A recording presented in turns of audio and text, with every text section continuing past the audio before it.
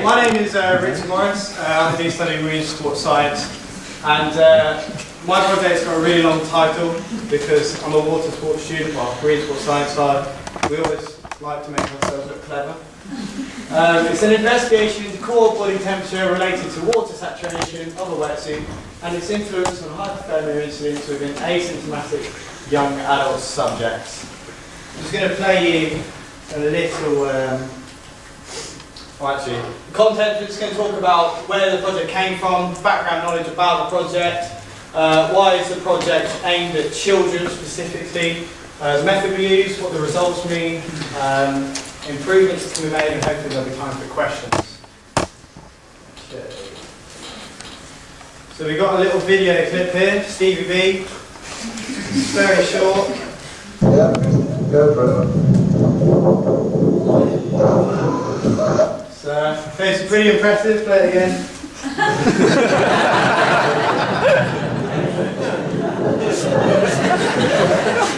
I think it's just a sheer, complete and utter.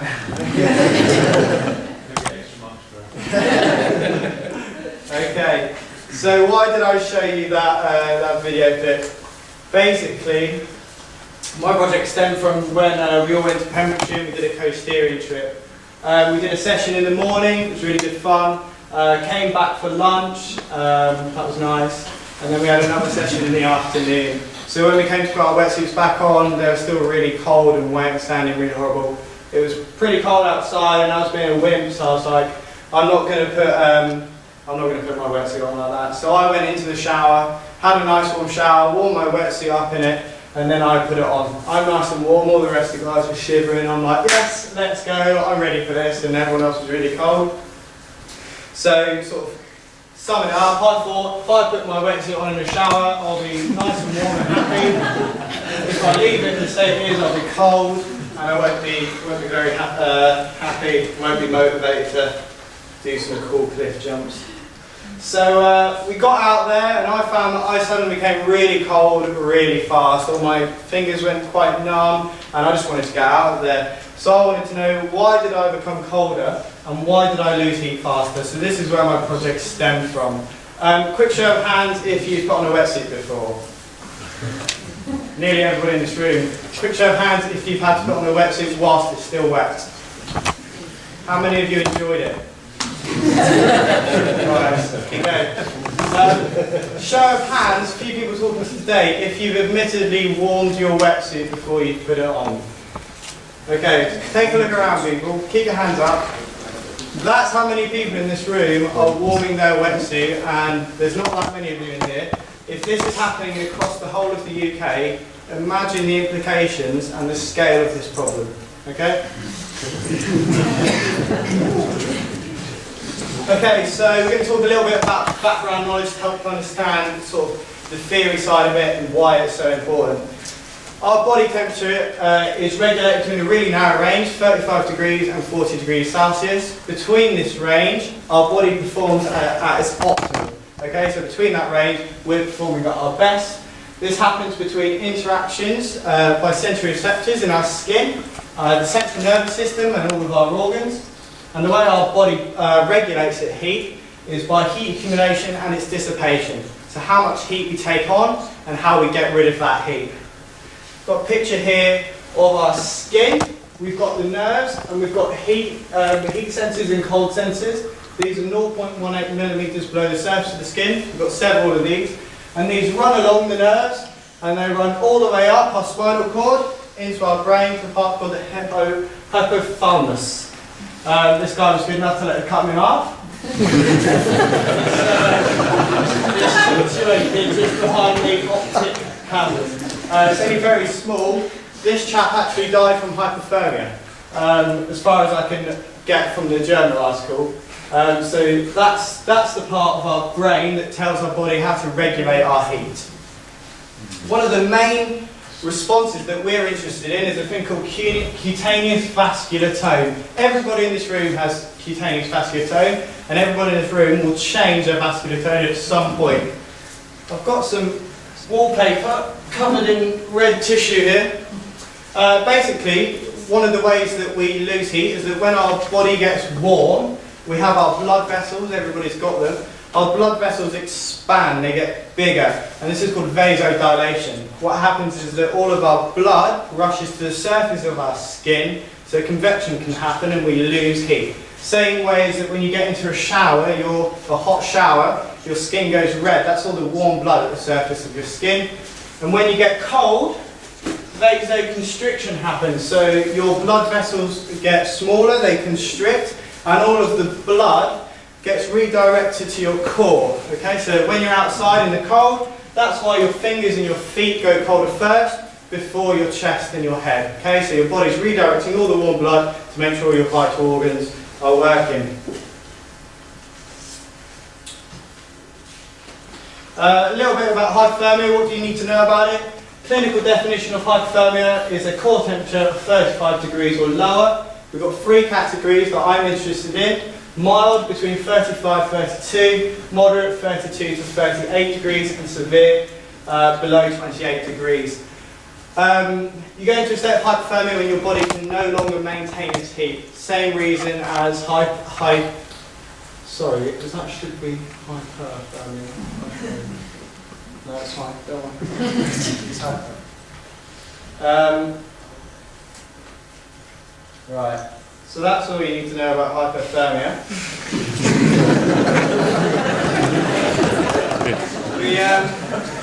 Why is this project aimed at young adults and children? Same way that all of you admitted that you don't like putting on a cold wetsuit, children don't like doing it either. When you go to a water sports centre or an activity holiday, you normally do a session in the morning, a session in the afternoon. Kids get their wetsuits wet in the morning, don't want to put it on in the afternoon. It's been recorded that they've been going into the showers, warming their suits, getting nice and warm, same reason why I did it, so they're ready to go into the water. However, because of children's surface area to mass ratio has a significant influence on their body cooling. Like babies do, they heat up faster and cool down quicker. So I think it poses a massive and significant threat to children that are doing this. If I could have 2 people with their wetsuit up, that'd be brilliant. Oh look, some over there. These are actually 2 of the subjects on the day. So as you can see, Mike's a boxer, it's not as good as me. He's nice and muscly, he's big, whereas Elliot, he really likes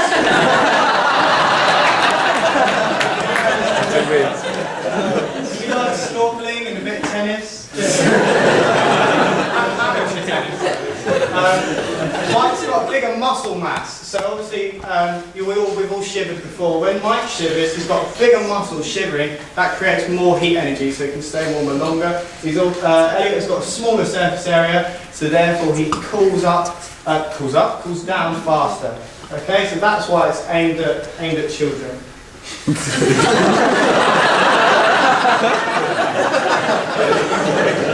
The idea was to use children, but it got denied by ethics for a very good reason.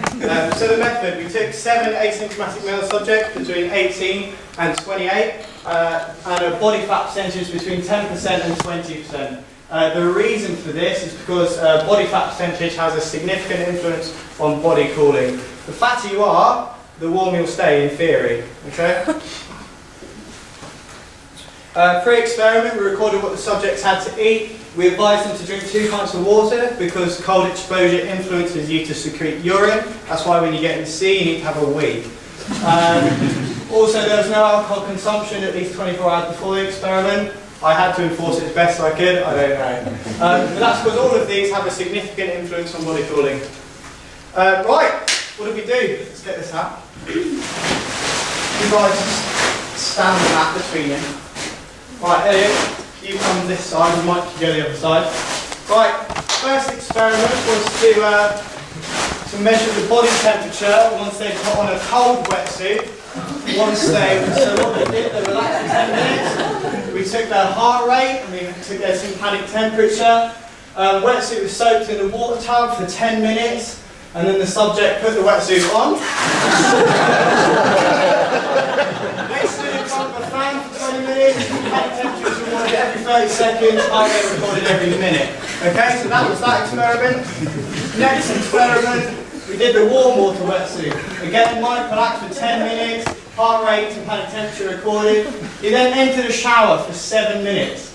After the 3rd minute, he started to put the wetsuit on, and by the 7th minute, he must have the wetsuit on and leave the shower. So he's got a warm wetsuit on. Right? Again, both subjects, 20 minutes in front of a fan. It was exactly 1 metre away from their face, and we recorded what happened. Right. Hang on. Right. So you've got the warm one. Don't show you that yet. Don't show you that yet. Okay. So what did we find? What did we find then? Okay. The mean temperature for all 7 subjects who put on a cold wetsuit, who grin and bared it, what was your mean temperature? Right, mean temperature 35.6 degrees. Elliot is not hypothermic, he's perfectly fine. Body temperature 35 to 40 degrees is where it's regulated normally. Mike, what was the mean temperature for those who warmed their wetsuits? 34.9. Mike is in a state of mild hypothermia. Okay, this poses significant threats to children. And if we look at more of the acute results from the experiment, all 7 subjects that warmed their wetsuits entered into mild hypothermia, whereas only 4 entered into mild hypothermia if they grin and bared it. There was subject 5 who had experienced a 4 degrees drop in body temperature. Considering that our body temperature is regulated within 5 degrees, 4 degrees drop is enormous. Absolutely enormous. And he went down to 34 degrees. So mild hypothermia is below 35. He went complete 1 degree below that. He was very cold. And subject 7 also showed a 2.1 difference between the 2 wetsuit experiments. So he was 2.1 degrees warmer when he was wearing the cold wetsuit than when he warmed his wetsuit before. All of the subjects that grin and bared it had an overall higher temperature than when they put on the warm one. And also, linking back to body fat percentage, the person with the highest body fat percentage showed the littlest difference in between the 2. So that's sort of proving that body fat percentage does have a significant influence on body cooling. Okay, Elliot, you grin and bared it. You put on the already wet, sandy wetsuit. How are you feeling after your session? Elliot feels fine. He's had a really good day on the water. He's really happy. Mike, you as a wimp, you went in the shower and sort of warmed up. How do you feel now? He feels cold, okay? So there's the main difference. Right, guys, big round of applause for the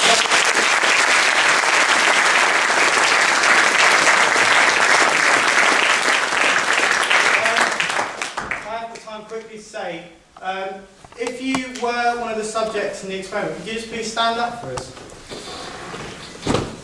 Okay, so those 4 guys, there's one that's missing. All of these guys entered into the realms of mild hypothermia. It's not a nice state to be in. Can I have a big round of applause for them?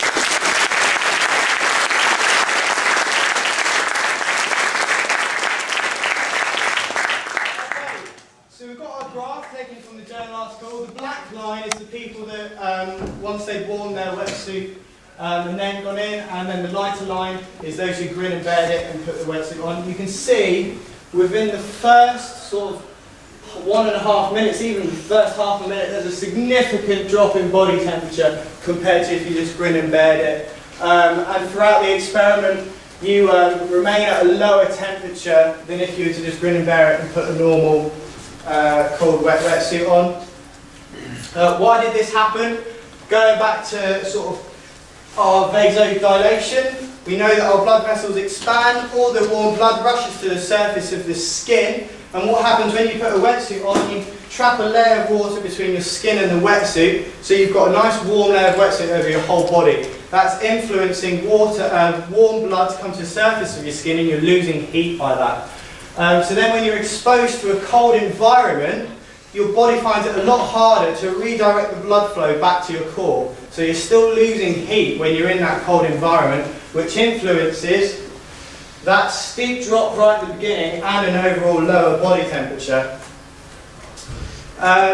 So what does it all mean? Basically, if you warm a wetsuit and then go into a cold environment, the results indicate that you would cool down quicker. This has serious health and safety implications, especially for children, as we've discussed. And basically, this common practice needs to stop. More research and improvements. I took tympanic temperature. There's a study out there that goes against my sort of temperature measurement, saying that taking their ear temperature is not an accurate reading of their core temperature. So further improvements to be made is taking a rectal temperature.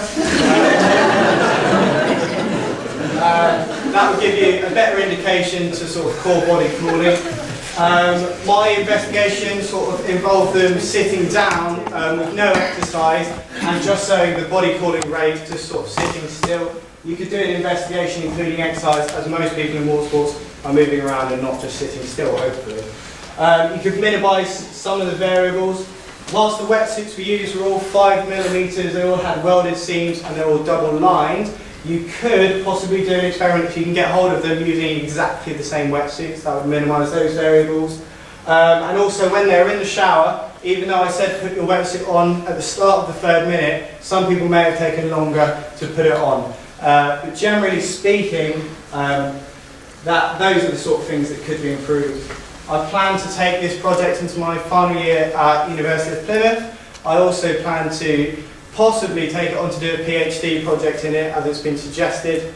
I will be sharing my results and presenting them to the RWA and AILA, and they make all of the rules and guidelines for health and safety legislations in water sports around the UK.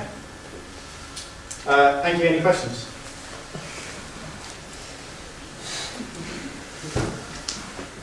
Yeah. How much more effective is it on children and adults? Have you researched that yet, or do you not know? Because we weren't allowed to use children in the actual experiment, we had to use adult subjects. But as you can see from that graph, there's a significant drop in body temperature. That's using adult subjects. Imagine if that was 8-year-old little Timmy, who's got a higher surface area to body mass ratio, meaning he cools down faster, which means he'll probably show a more significant drop in body temperature. I hope that in the future, when I take this project further, that I can use children and actually see if it does show a significant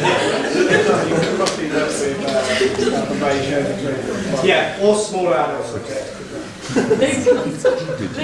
Yeah, this is obviously looking at putting on a warm wetsuit. Have you thought about looking at making the wetsuits even colder than they are? See if it had a reverse effect. I haven't looked at doing that, but it's something that could be done. Obviously, I think the colder your wetsuit is when you put it on, the colder you'll be at the start.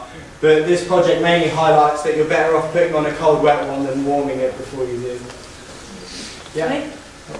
You mentioned that tympanic temperature is kind of not the most accurate, and you might want to do rectal. Have you looked into kind of radio telemetry signal pills that they can swallow, or sensors around their body? Okay, no, for this one. I've never heard of those pills as such, but yeah, if you know about them, then I'll definitely chat to you in a minute. Yeah, those that had their wetsuit warmed up first, are they not a warmer temperature before they start? Although they're going to drop a lot, are they not actually warmer when they start off?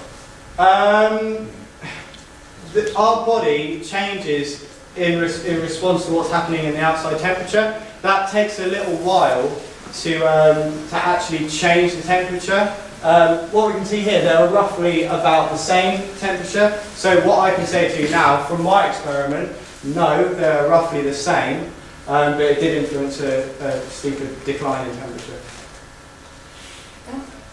You were saying about that you might sense the RWA or AILA, but as we've just been talking about there, businesses and the real world and all the rest of it, is there any way that we could use this knowledge to possibly sell it? Or possibly use it to gull, rip curl, O'Neill? Yeah. I'm really, really passionate about the experiment I've done. I'm going to take this as far as it will possibly go. If the RWA and AILA want to say, yeah, we'll get it to all the different water sports centres, then we'll do that. I want to see how they would like to take it as they sort of make all of the health and safety legislations. But I've been telling everybody that I've met that I've been doing this project, so just depending on how they want to take it, then yeah, that's a good idea. And have you spoken to Gull or O'Neill or anyone? No, not yet. Okay. Maybe we can sort that, Richard. Okay, so we've got Sam, Daisy and then Joe. I was going to ask exactly the same question, bearing in mind we've got so many manufacturers down here. But Yeah, excellent maybe presentation. broker some of these projects are so good that they've got commercial applications, and to be honest, that's usually where our academic expertise stops. And that's why we're really keen to link in with the Harbour Commission, Cornwall Marine Network, people who then take it to the next stage to give our students a better start. I was just going to link into what I was saying about the manufacturers, about that could be a good way to get some funding for some PhD somewhere really nice and warm and kind of do comparatives in different countries. Yeah. Okay, Joe? I wasn't asking a question. Scratching. I've done wakeboarding in a dry suit that's actually made out of a neoprene, so it's effectively a wetsuit, but it's dry, it doesn't leak. Okay. Is that not the answer? They're not very bendy. No. It's just like a wetsuit. Yeah, It okay, stretches. so like It's tight. this suit I've got here, this is my summer suit. It's designed so that you can surf in it easily, and it's really stretchy. Yeah. I imagine the suit that you've got, if it's dry suit, it's not as stretchy. It's not normal dry suit material, it's like a wetsuit, but it's Yeah. actually a waterproof wetsuit effectively. Right, I've never heard of them. I've only ever heard of dry suit or wetsuit. Semi-dry. Semi-dry. Yeah, well, They're made by Peel, P-I-E-L in France. right, okay. They're for No, dinghy no, I sailors. don't know. It depends, like that's all on personal preference on what gear you like to wear. Everyone's got sort of individual, they prefer to wear different stuff anyway. So. Yeah. Well, that would be reasonable in a sense if you were a professional, but like for everyday people, they're probably quite expensive. Any last questions for me? No, can we say thank you very much?